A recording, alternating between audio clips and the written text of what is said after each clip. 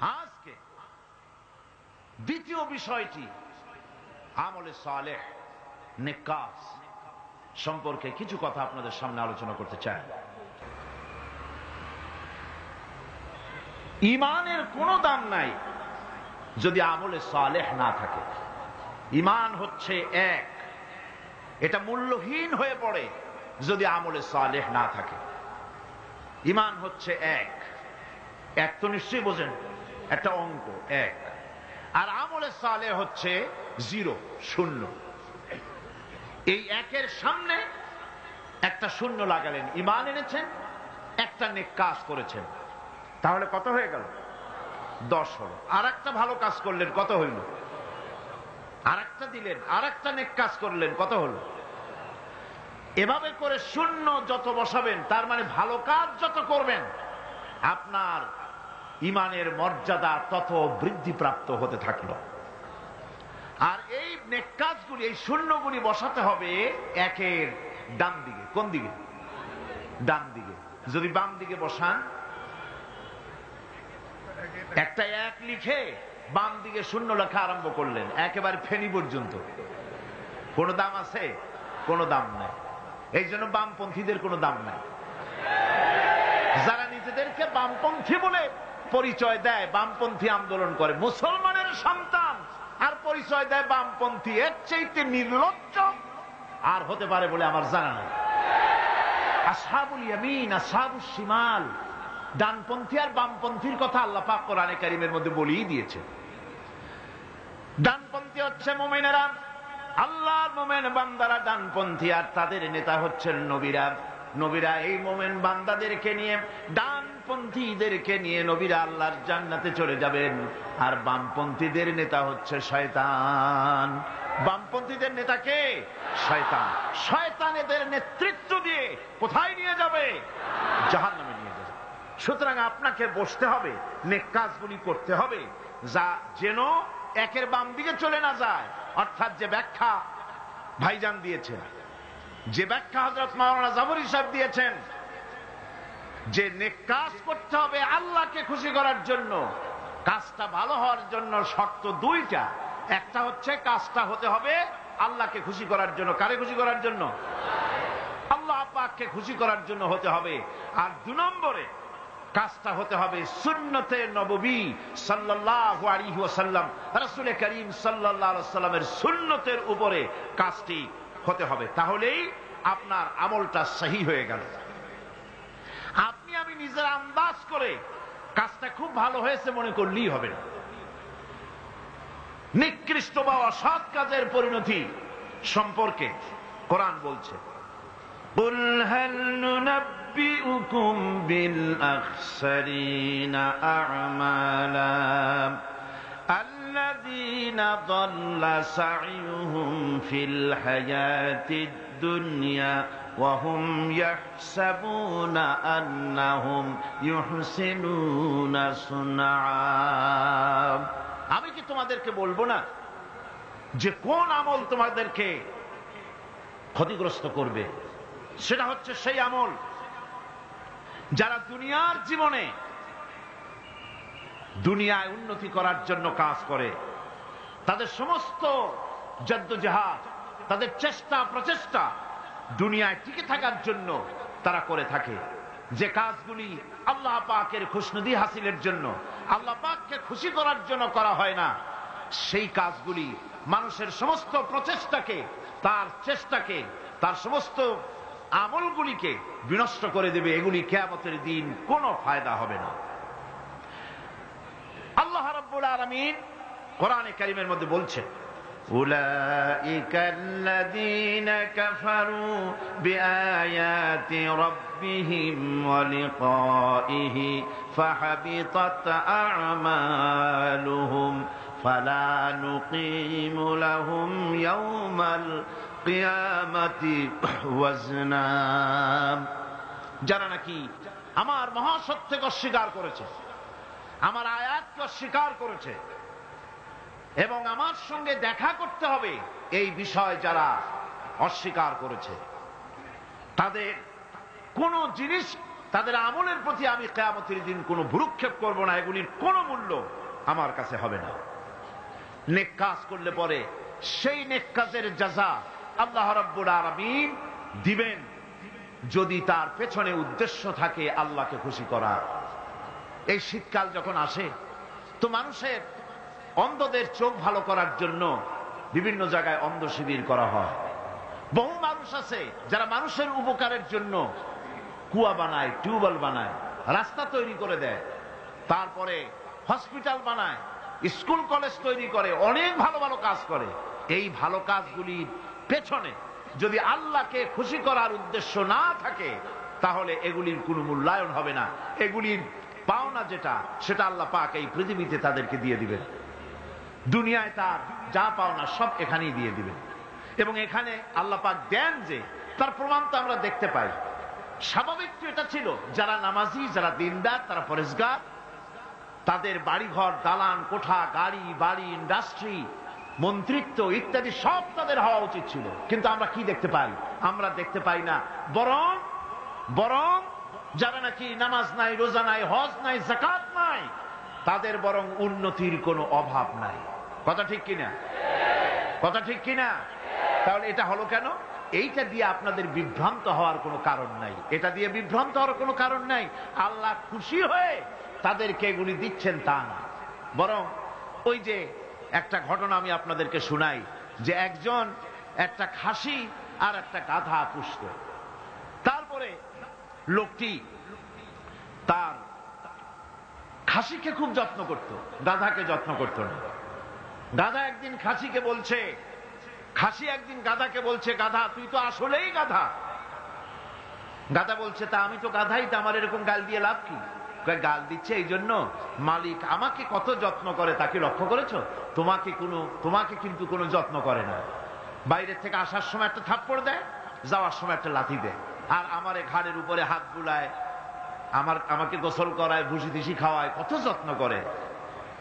দাদা বলছে, আসলে খাসি তোমার এত যত্ন কেন তাকে তুমি জানো? কয় না, তা তো জানি না। তোমার যত্ন বেড়েছে, কোরবানির চাঁদ উঠেছে সেই জন্যে। এই পৃথিবীতে অন্যায় কাজ করার পরেও যারা নাকি পৃথিবীর বুকে সুখ পায়, শান্তি পায়, কোন জিনিসের অভাব নাই, নেতৃত্ব আছে, ক্ষমতা আছে, বাড়ি আছে, গাড়ি আছে, ইন্ডাস্ট্রি আছে, সবকিছু আছে, কোন জিনিসের অভাব নাই, তারা অহংকারে মেতে ওঠে, ভাবে আল্লাহ বুঝি খুব রহমত করতেছেন। না, ওর যা পাওনা সব এখানে শেষ করে দিল, ওর কিন্তু শান্তি নাই। শান্তি নাই। শান্তি তো আলাদা জিনিস, শান্তি আলাদা জিনিস। সৎ লোকেরা ছেঁড়া খাতা গায়ে দিয়ে ছোট্ট ঝুপড়ির মধ্যে থেকে যে আরাম পায়, অসৎ উপায় উপার্জিত টাকা দিয়া এসি রুমের ভিতরেও বড় লোকেরা সেই শান্তি পায় না। কথা ঠিক কিনা? সেই শান্তি পায় না। বড় লোক রোগের অভাব নেই, নানান রোগ, খাইতে পারে না। যদি পয়সার কিন্তু অভাব নাই, খাইলে কিন্তু প্রত্যেক দিন পোলাও, কোরমা, বিরিয়ানি, জর্দা, জম্মের খাওয়া খাইতে পারে, কোনো অসুবিধা নাই। কিন্তু ডাক্তার তার রুজিকে কন্ট্রোল করে দিয়েছে। ডাক্তার বলেছে খাসির চর্বি খাওয়া যাবে না, পাঙ্গাস মাছের পেটি খাওয়া যাবে না, লইট্টা ফিশ খাওয়া যাবে না। কি খাইতে হবে? খাইবার সকালবেলা ডিমের একটা পুষ, দুপুর বেলায় এক স্লাইস টুস, আর রাতের বেলায় ফলের এক কাপ জুস। রুজি কন্ট্রোল হয়ে গেছে। রুজি নেই, ঘরের মধ্যে শান্তি নাই, রিজ কন্ট্রোল হয়ে গেছে, ঘরেও শান্তি নাই। বউতে পছন্দ করে না, সে ঘরে আসছে, এসে দেখে বউ চলে গেছে আর এক জায়গায়। ছেলে মেয়েতে কথা শোনে না, বউতে শান্তি নাই, ছেলেতে শান্তি নাই, মেয়েতে শান্তি নাই। শান্তি, piece of mind, piece of mind, এটা টাকায় হয় না, বাড়িতে হয় না, গাড়িতে হয় না, কিসে হয়? আলা বিযিকরিল্লাহি তাতমাইন্নুল কুলুব। আল্লাহ রাব্বুল আলামিন বলেন, একমাত্র আমার স্মরণ, আমার জিকির, আমার স্মরণ মানুষের দিলকে, অন্তরাত্মাকে ঠান্ডা করে দিতে পারে। বান্দা যখন জিকির করে আল্লাহ আল্লাহ আল্লাহু লা ইলাহা ইল্লাহু, জোরে করেন আল্লাহ আল্লাহ আল্লাহু লা ইলাহা ইল্লাহু সুবহানাল্লাহ আলহামদুলিল্লাহ লা ইলাহা ইল্লাল্লাহ সুবহানাল্লাহ আলহামদুলিল্লাহ লা ইলাহা ইল্লাল্লাহ লা ইলাহা ইল্লাল্লাহু মুহাম্মাদুর রাসূলুল্লাহ। কি বলেন, এই জিকিরে মজা লাগলো না খারাপ লাগলো? খারাপ লাগলো না মজা লাগলো? আল্লাহ রাব্বুল আলামিনের নাম কোন বান্দা যদি মহব্বতের সাথে দিলের সবটুকু আবেগ নিয়ে একবার যদি কোনো বান্দা ডাক দেয় আল্লাহ, আল্লাহ নয়, কি ডাক দেয়? আল্লাহ। বলেন আল্লাহ। একবার যদি দিল থেকে উচ্চারণ করে, दिल से जुबात निकलती है असर रखती है, दिल से जुबात निकलती है असर रखती है, पर नहीं मगर ताकते परवाज रखती है। দিলের থেকে যে কথা বের হয় সে কথা প্রভাব বিস্তার করে, ডানা নাই কিন্তু উঠতে পারে। যখন আল্লাহর গোলামেরা, আল্লাহর বান্দারা দুঃখে পড়ে, কষ্টে পড়ে, মুখ থেকে একবার যদি আল্লাহ এই শব্দ বলে যদি চিৎকার মারে, রব্বুল আলামিন 70 বার সাড়া দিয়ে বলেন, বান্দা কি চাও, আমি হাজির। শান্তিতে নয়, গাড়িতে নয়, ইন্ডাস্ট্রিতে নয়, মন্ত্রিত্বে নয়, শান্তি নাই। অসংখ্য পুলিশের পাহারায় থাকা লাগে সব সময়, শান্তি নাই। কে কোন জায়গায় দিয়ে ফুটুস করে দেয়, ভরসটে অস্থির। বন্ধুগণ,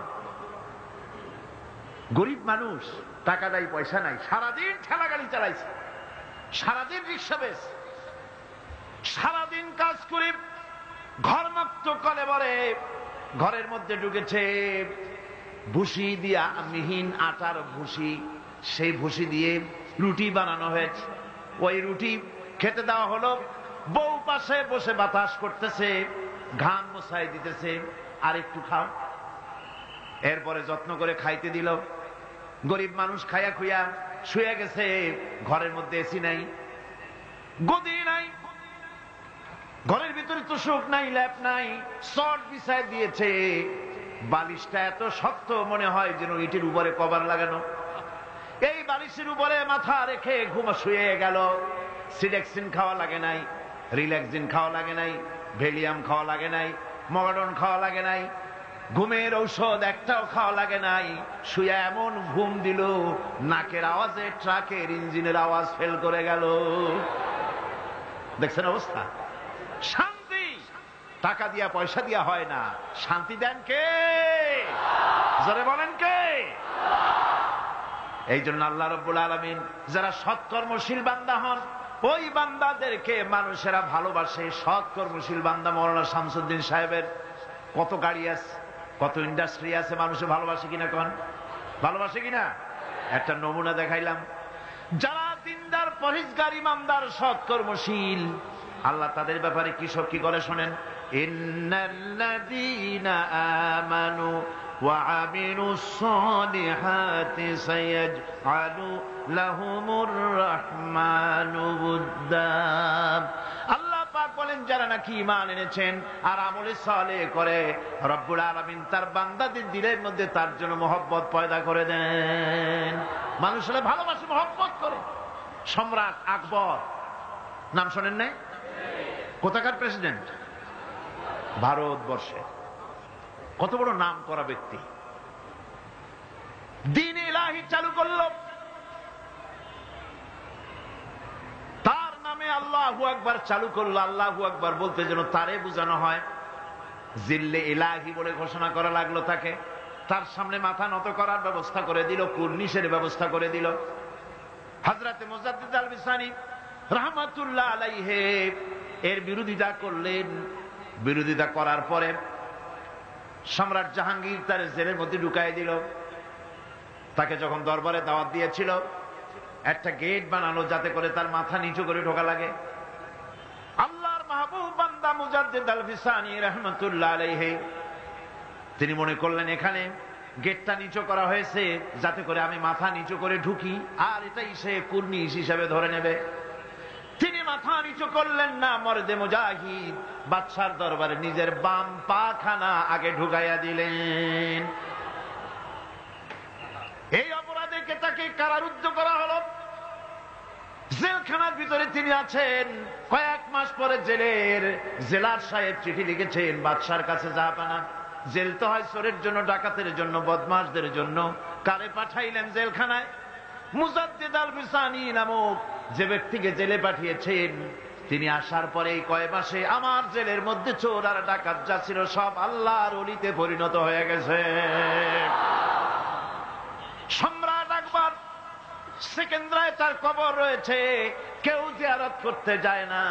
মুজাদ্দিদ আল ফিসানি রহমাতুল্লাহ আলাইহি হযরতে খাজা মুঈনুদ্দিন চিশতি রহমাতুল্লাহ আলাইহির দরবারে আজও হাজার হাজার মানুষ কবরের কাছে জিয়ারত করতে যায়।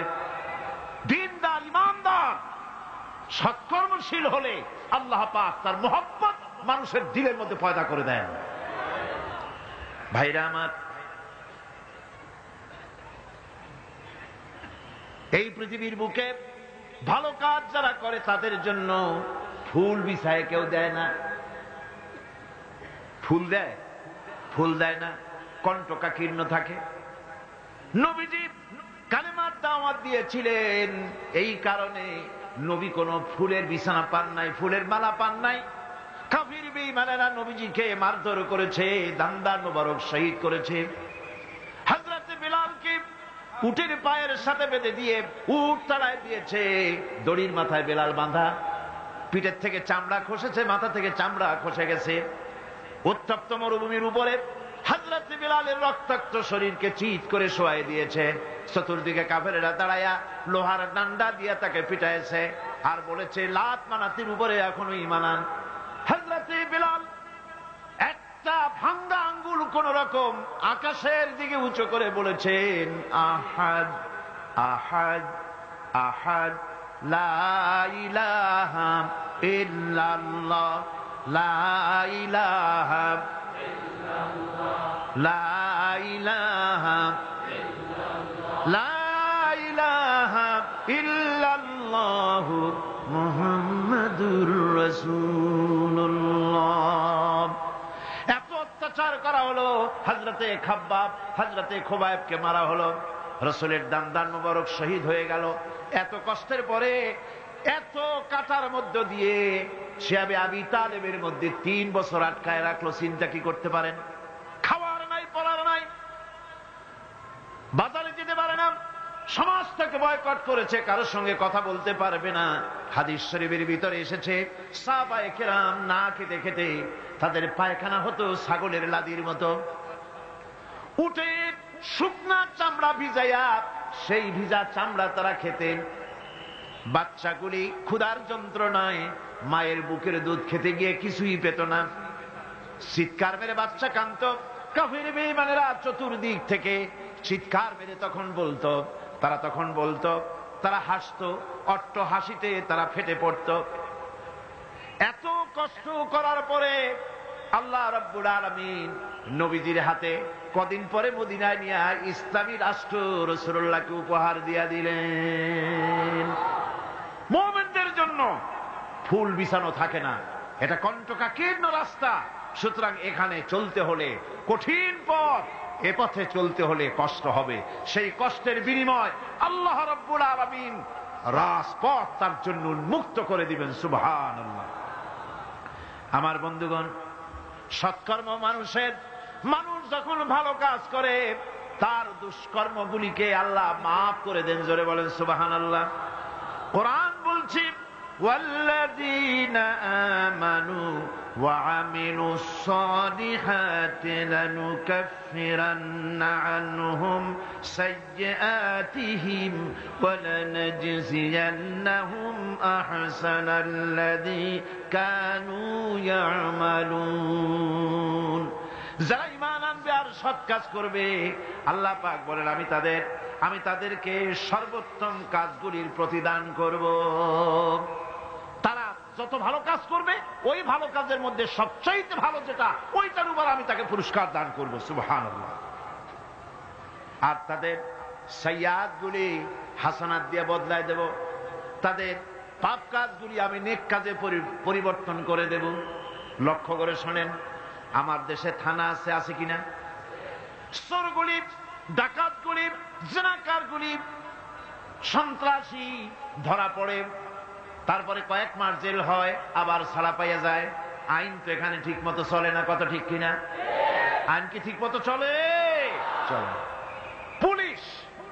পুলিশকে যে দায়িত্ব, যে ক্ষমতা গভর্নমেন্ট দেয়, সরকারি আইনে পুলিশের যে দায়িত্ব আছে, যে পাওয়ার আছে, পুলিশ যদি তার পাওয়ারকে নির্দ্বিধায় যদি এই দায়িত্ব পালন করতে পারত, আমি বলতে চাই গোটা দেশ একটা সুন্দর দেশে পরিণত হয়ে যেত। কিন্তু পুলিশ কি তার দায়িত্ব অবলীলাক্রমে পালন করতে পারে? পুলিশ বহু কষ্ট করে খাগড়াছড়ি আর বান্দরবানের পাহাড় ঘুরে ঘুরে বড় ডাকাতরে ধরে ফেলেছে। বড় চোরাচালানি, স্বর্ণ চোরাচালানকারী বড় একটা ডাকাতরে ধরে ফেলাইছে, জীবনের ঝুঁকি নিয়ে ধরছে। আসামি ধরা কি এত সহজ? গেলি আসামি কয় যে আমার হাতে হ্যান্ডকাপ পরাই দেন, আমি আসছি। এরকম করে নাকি? জীবনের ঝুঁকি নিয়ে তারপরে পুলিশ গ্রেফতার করে, তাদেরকে গ্রেফতার করলো। পরের দিন টেলিফোন আসলো, হ্যালো চট্টগ্রামের এসপি? বলে হ্যাঁ। আরে মিয়া তুমি ধরছো কারে? আরে ধরছি তো বল্টু মিয়ারে। কেন ধরলা তারে? কয় স্যার অস্ত্র শুদ্ধা ধরছি। তাতে কি হয়েছে? আমার পার্টির লোক অস্ত্র শুদ্ধা ছাড়িয়ে দিবি যদি চাকরি করতে চাস। কথা ঠিক কিনা? এগুলি অনেক আগে হতো, আজকাল হয়তো হয় না, আজকালও হয়। আমি এ কথা কেন বললাম? থানায় আসামিদেরকে ধরা হয়, জেল হয়ে গেল, কয় মাস পর বেরিয়ে গেল, থানায় তার নামটা আসামির খাতায় লেখা গেল চোর হিসাবে, ডাকাত হিসাবে, সন্ত্রাসী হিসাবে, চোরাচালান হিসাবে, ঠিক কিনা? আবার ধরা পড়লো, আবার নাম উঠলো, আবার ধরা পড়লো, আবার নাম উঠলো, জেল থেকে মুক্ত হলো, নাম ঠিকই থাকলো খাতায়। কিন্তু কোন বান্দা যদি গুনাহ করে, আল্লাহর বান্দার জন্য যে খাতা আছে, ফেরেশতারা যেটা লেখে, ওইখানে গুনার খাতায় তার নাম উঠে গেল। রব্বুল আলামিন বলেন, আমার বান্দা যদি গুনাহ করার পর বুঝতে পেরে যখন তওবা করে, তখন শুধু গুনাহ মাফ করি না, গুনার খাতা থেকে নামটাও আমি মুছে ফেলে দেই। এ হচ্ছেন সে আল্লাহ। এবং আমি তার সাইয়্যাতগুলি হাসানাত দিয়ে বদলায় দেই, তাকে উত্তম ভাবে আমি পুরস্কৃত করি। শুধু তাই নয়, শয়তানের ওয়াসওয়াসায় পড়ে বান্দা যখন একটা গুনাহ করে, আল্লাহ বলে দিয়েছেন একটা গুনাহ লিখবি। আদম আলাইহিস সালামকে আল্লাহ পাক যখন দুনিয়ায় পাঠিয়ে দিলেন, হযরত হাওয়া যখন দুনিয়া আসলেন, আর শয়তানের বুজুর্গি সব শেষ হয়ে গেল। শয়তানে বলল, আল্লাহ আমার সব ইবাদত নষ্ট হইল আদমের জন্য, আমি তোমার কাছে ফরিয়াদ জানাই, তুমি 7টা জাহান্নাম বানাইছো, এই জাহান্নাম আরো বানাও। আমি তোমার এই জাহান্নামগুলি তোমার বান্দাগুলি দিয়ে ওয়াসওয়াসা দিয়ে এই জাহান্নাম ভরে দেব। যে আদমের জন্য আমার সমস্ত ইবাদত পণ্ড হলো, সেই আদম সন্তান সব আমি জাহান্নামে পাঠাবো। আল্লাহ রাব্বুল আলামিন বললেন, এই কোরআন শরীফের ভিতরে আছে, আল্লাহ পাক বলেছেন, ও আমার ফেরেশতারা, শয়তান কি বলল শুনেছ? আমার বান্দা যখন শয়তানের ওয়াসওয়াসায় পড়ে একটা নেকের একটা গুনাহ নিয়ত করবে, গুনাহ করার নিয়ত করবে, গুনাহটা করে নাই, পাপ লিখবা না। গুনাহ করা হয়ে যাওয়ার পর একটা গুনার জন্য একটা গুনাহই লিখবা। আর যদি আমার বান্দা কোন একটি নেকির কাজের নিয়ত করেছে, হজের নিয়ত করেছে, হজে যায় নাই, মাদ্রাসা মসজিদে দান করবে, চট্টগ্রাম তাফসীরুল কোরআন মাহফিলে দান করবে, করে নাই এখনো, শুধু নিয়ত করেছে, নেক নিয়তের কারণে আমলনামায় একটা নেকি লিখে দিবা। আর যখন নেকের কামটা করা হয়ে যাবে। আল্লাহ পাক বলেন মান জাআ বিল হাসানাতি ফালাহু আশরু আমসালিহা। নেকের কাজটা যখন করা হয়ে যাবে, আমার বান্দার আমলনামায় একটা নেকের পরিবর্তে 10টা গ্রেস মার্ক লাগাইয়া 10 গুণ বাড়াইয়া দিবা। সুবহানাল্লাহ।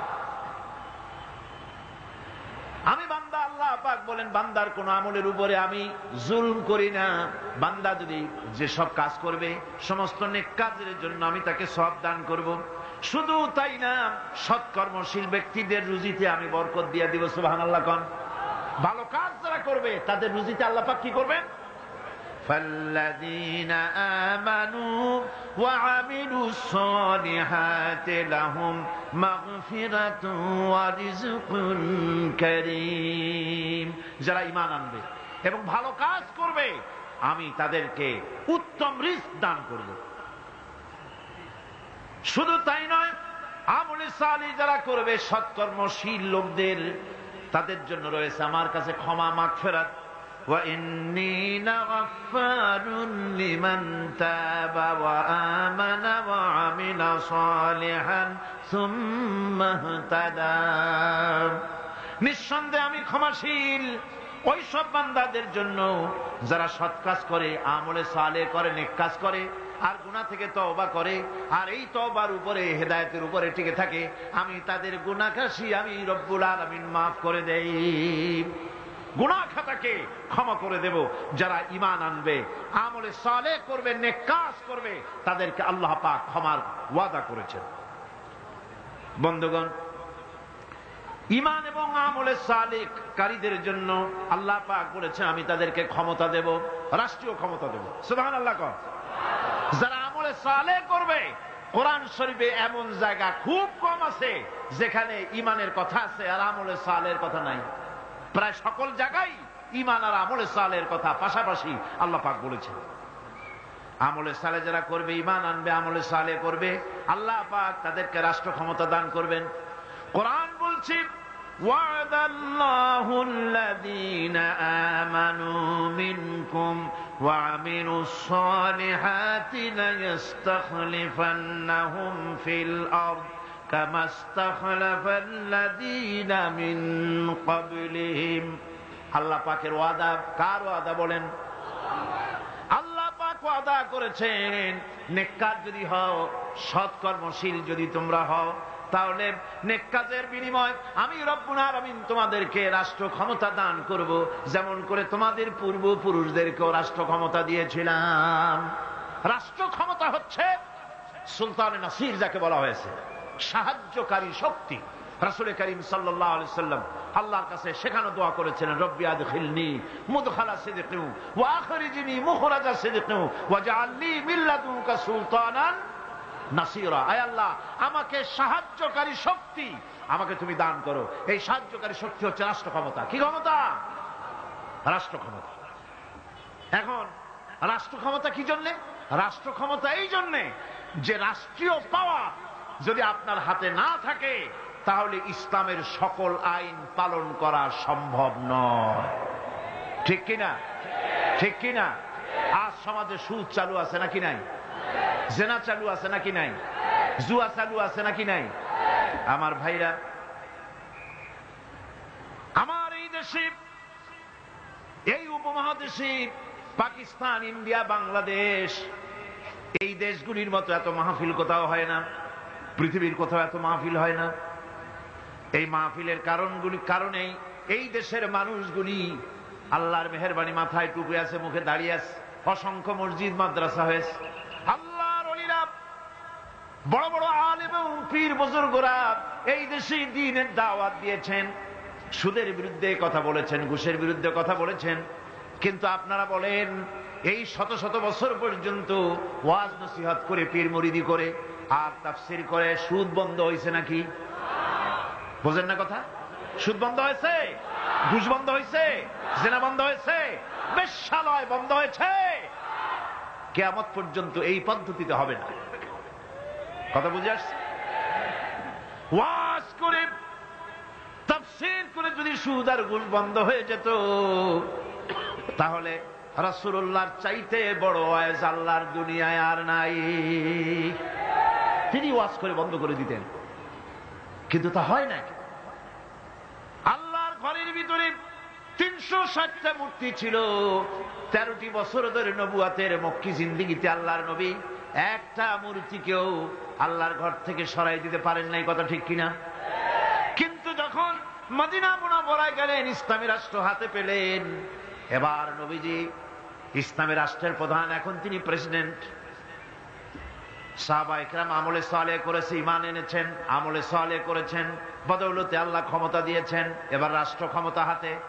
রাসূলুল্লাহ মক্কা দখল করলেন, কাবার ঘরের মধ্যে প্রবেশ করলেন, হাতে একটা লাঠি ছিল, মূর্তিগুলার মাথায় আঘাত করলেন, বললেন জাআল হক ওয়া যাহাকাল বাতিল ইন্নাল বাতিলা কানা যাহুকা।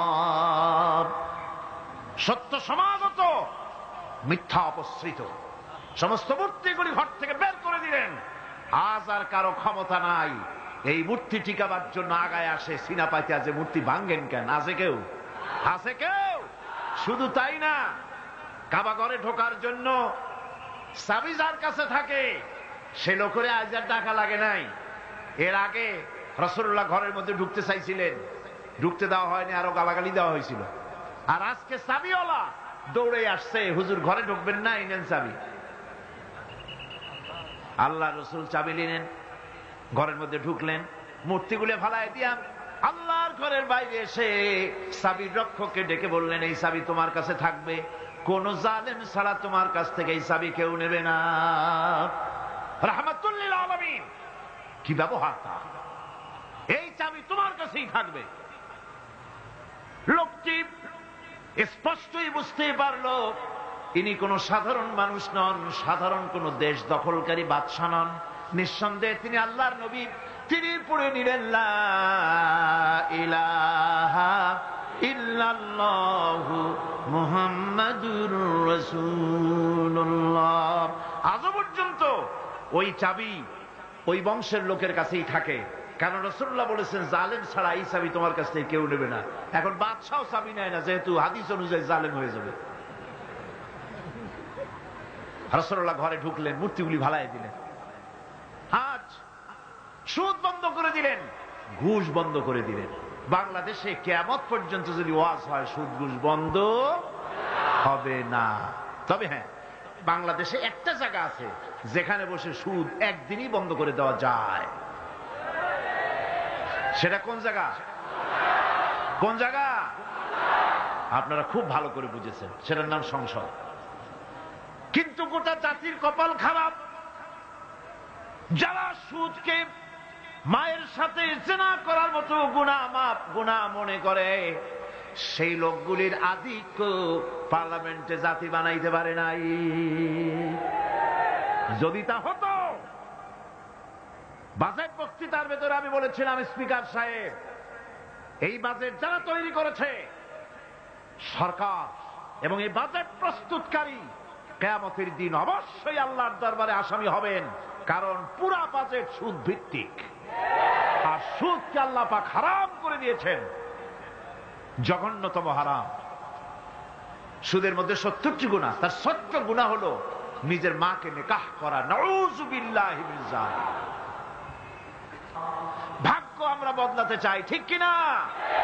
কিন্তু বিশ্বাস করুন, আল্লাহ রাব্বুল আলামিনের কোরআন আমার হাতে, বিশ্বাস করুন, এ ভাগ্য সমাজতন্ত্র বদলাইতে পারে নাই, পুঁজিবাদ বদলাইতে পারে নাই, ধর্ম নিরপেক্ষ মতবাদ বদলাতে পারবে না, কখনোই পারবে না। জাতির ভাগ্য বদলাবে শুধু কোরআনের আইন। কিসের আইনে বদলাবে? এই কোরআন ছাড়া ভাগ্য বদলাবার আর কোন পথ।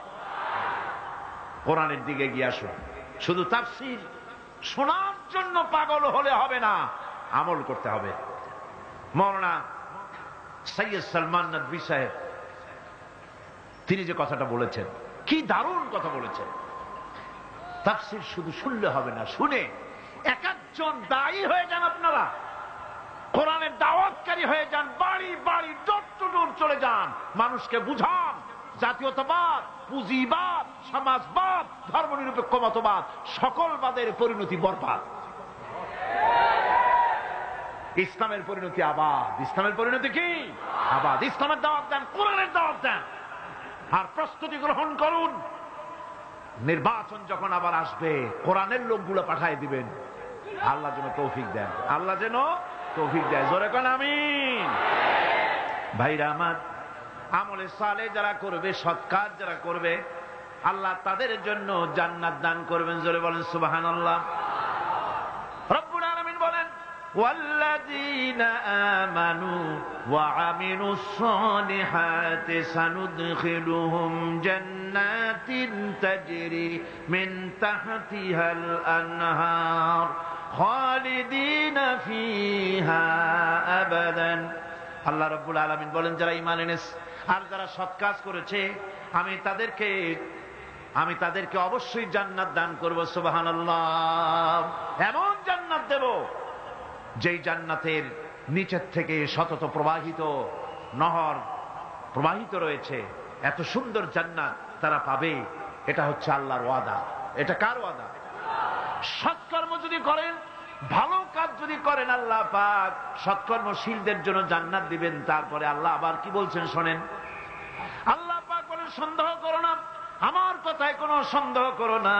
ওয়াদাল্লাহি হাক্কান ওয়া মান আসদাকু মিনাল্লাহি কিলা। আল্লাহর ওয়াদা অবশ্যই হক। আল্লাহর চাইতে সত্যবাদী আর কে হতে পারে? কে হতে পারে?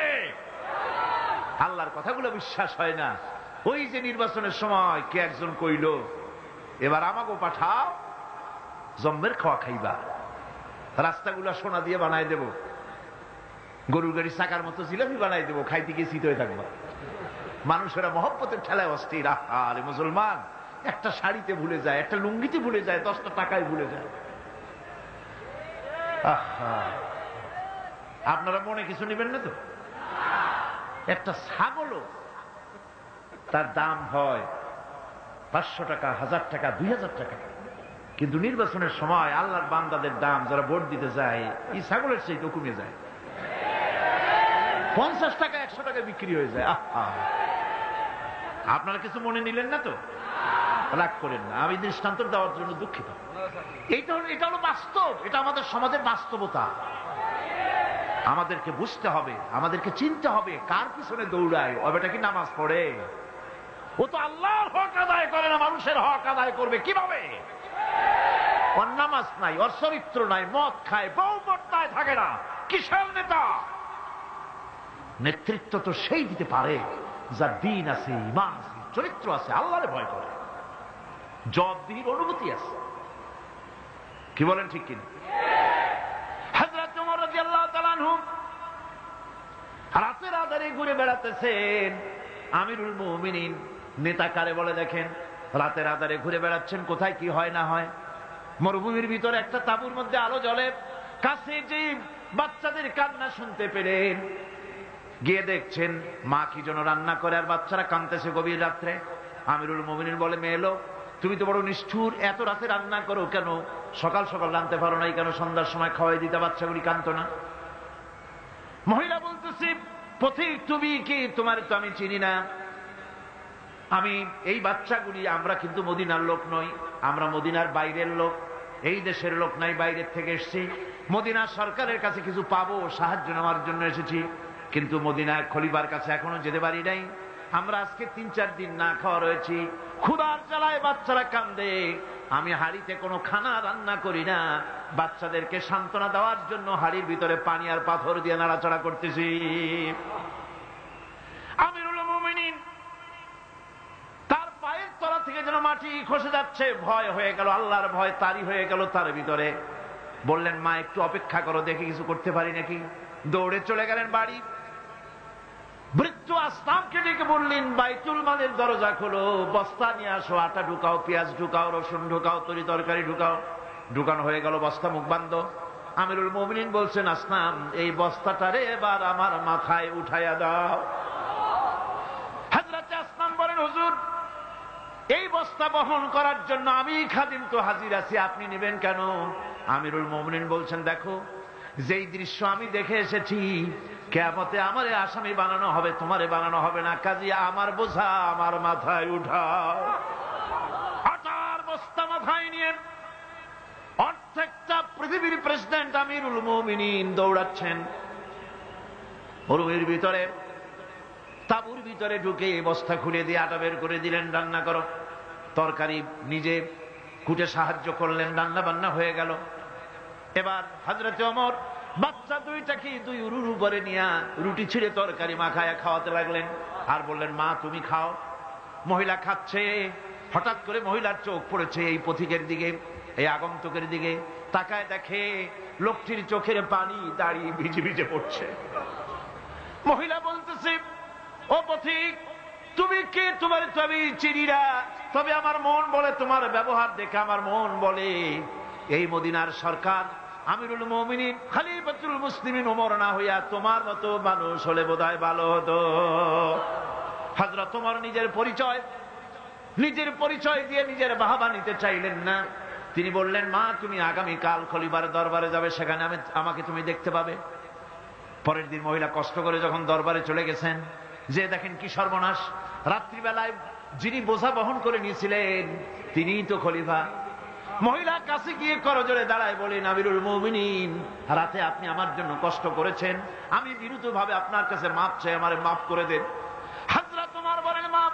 উল্টা আমার কাছে মাপ চাইও না, তুমি বলার আগে আমি খোঁজ নিয়ে যে তোমার খাবার পৌঁছাইতে পারি নাই, এই জন্য কিয়ামতের দিন আল্লাহর দরবারে ওমরে আসামির কাতারে দাঁড় করাইও না। এর নাম নেতা। এই নেতা তৈরি করেছিলেন বিশ্বনবী জনাবে মুহাম্মদ রাসূলুল্লাহ সাল্লাল্লাহু আলাইহি ওয়াসাল্লাম। মুনাজাতের পর আযান হবে বা জামাতে সার নামাজ আদায় করে যাবেন। আল্লাহুম্মা আমিন।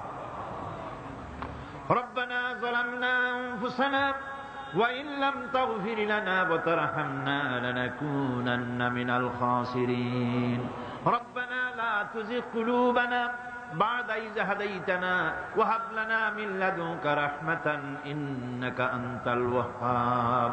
আয় আল্লাহ তাআলা, বিশাল এই জনসমুদ্র নিয়ে তোমার অগণিত বান্দাদিদের নিয়ে তোমার দরবারে হাত তুলেছি। আয় আল্লাহ, দয়া করে আমাদের জিন্দেগীর সমস্ত গুনাহ খাতাকে মাফ করে দাও।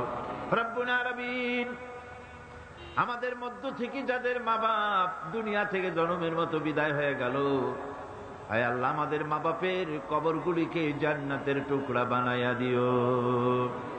রব্বিরহামহুমা কামা রব্বায়ানি সগীরা। সবাই পড়েন, রব্বিরহামহুমা কামা রব্বায়ানি সগীরা। আয় আল্লাহ রাব্বুল আলামিন, এই মাহফিলে দোয়া কবুল হয় এরকমের ধারণা অনেকের জন্মে গেছে। যেহেতু এটা কোরআনের মাহফিল, এই ধারণার বশবর্তী হয়ে অনেকেই দোয়া চেয়ে পাঠায় দেশ থেকে বিদেশ থেকে। আয় আল্লাহ তাআলা, তুমি দোয়া কবুল করেছো এমন বহু প্রমাণ আমরা ইতিমধ্যেই পেয়ে গেছি। আর আমরা জানি তুমি বলেছো, উদুনি আস্তাজিব লাকুম, আমারে ডাকো আমি ডাকের সাড়া দিয়ে দেব। রব্বুল আলামিন, বিনীত ভাবি তোমার আলিশান দরবারে, শাহী দরবারে গোলামের মতো ফরিয়াদ জানাই। যত মানুষ তোমার বান্দা বান্দিরা যত নেক নিয়ত করে দোয়া চায়, সকলের দোয়া কবুল করে নিও। সমস্ত মানুষের অভাব অভিযোগ দূর করে দিও রব্বুল আলামিন। এই মাহফিল অতীতেও তুমি ঋণযুক্ত রাখো নাই, এবারও যেন ঋণগ্রস্ত হয়ে না থাকে। এই শহরে কত বড় বড় ধনী আছে বাবু, তাদের দিলগুলিকে নরম করে দিও। তোমার বান্দা বান্দির দিল নরম করে এই বাজেট যা রয়েছে আল্লাহ তুমি তা পুরা করে তার থেকে আরো বেশি দিয়ে দিও রব্বুল আলামিন। আয় আল্লাহ তাআলা, কোরআনের মাহফিলে বসলাম, যেই হাদিস দিয়ে মাহফিলটা শুরু করেছিলাম, তোমার হাবিব বলেছেন কোরআনের মাহফিলে, জিকিরের মাহফিলে, তোমার আলোচনার মাহফিলে, তোমার হাবিবের আলোচনার মাহফিলে কোন মানুষ এসে হতভাগ্য হয় না বলে তোমার হাবিব বলেছেন। তোমার উদ্ধৃতি দিয়ে তিনি বলেছেন, মাবুদ এই মাহফিলে আমাদের ভাগ্য তুমি বদলাইয়া দাও, আমাদের সাইয়াদ গুলি দয়া করে তুমি হাসানাত দিয়ে বদলাইয়া দাও রব্বুল আলামিন। সমস্ত আলেম ওলামাদের হায়াত দারাজ করে দাও। ইসলামী চিন্তাবিদ, ইসলামী বুদ্ধিজীবী, ইসলাম যারা চায়, ইসলাম যারা ভালোবাসে, তাদের সকলকে আল্লাহ তুমি এক বানায় দাও। হে আল্লাহ তাআলা, এই মাহফিলে যত লোক উপস্থিত হয়েছে কাউকে তুমি মাহরুম করে দিও না। সকলের ঝুলি তোমার রহমত দিয়ে আল্লাহ তুমি ভরে দাও। আল্লাহুম্মা জিদনা ওয়ালা তানকুসনা وأكرمنا ولا تهنا وأعطنا ولا تحرمنا وآثرنا ولا تؤثر علينا وارضنا وأرض عنا يا كريم يا رب العالمين. ربنا تقبل منا إنك أنت السميع العليم وتب علينا إنك أنت التواب الرحيم. سبحان ربك رب العزة عما يصفون وسلام على المرسلين الحمد لله رب العالمين. بحق لا إله إلا الله محمد رسول الله. السلام عليكم ورحمة الله.